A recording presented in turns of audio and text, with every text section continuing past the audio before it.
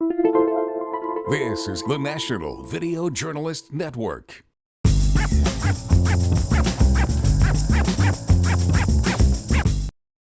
Welcome to MyLITV. From Manhasset to Montauk, we've traveled our communities to bring you the following events. I'm your host, Waldo Cabrera. MyLITV starts now.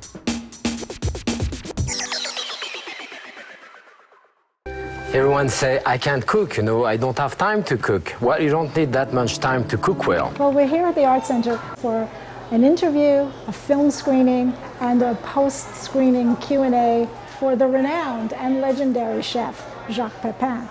Ladies and gentlemen, Jacques Pepin! I think I may be the first Frenchman to be an American master.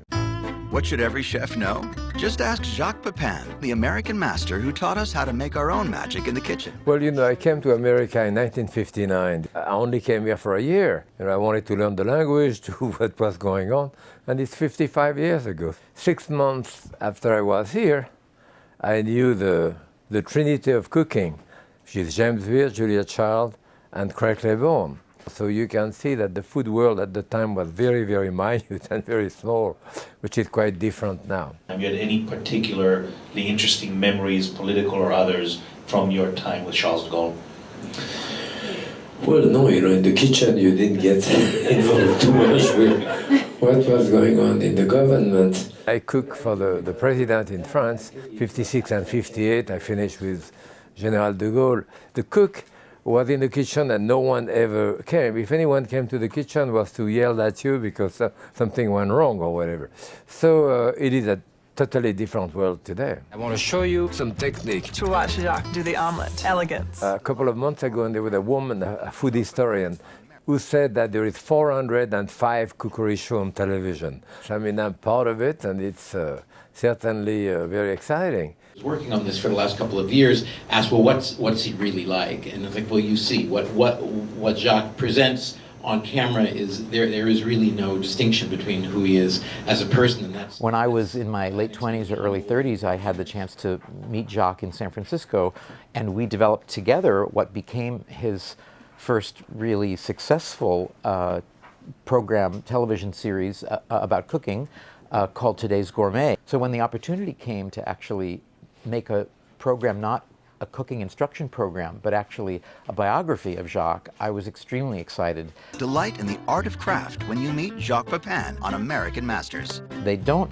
often feature people who were born outside the United States, but the fact is, Jacques came here when he was 23 or so. He's had more than 50 years of influence on the American cooking scene, and his true contributions have been in helping bring the sort of artistry of cooking and helping build respect for the profession of the chef in the United States. And of course, he became an American citizen not many years after he arrived here. So he's truly an American master. It's just that that accent keeps betraying him. A chef has to be a technician first. It's like a writer who doesn't have the knowledge of grammar, so it's an impossible struggle. If you want to become a professional chef, to start with, you have to love, absolutely love. And often people say, well, I have a daughter or a son in high school, they want to go into this. Because now chefs are on television, they are famous. I say, don't go for that, because it's likely that it's never going to happen. Try to put them in a little restaurant, cafeteria during the summer, even as a dishwasher, dining room, as well as a kitchen and so forth.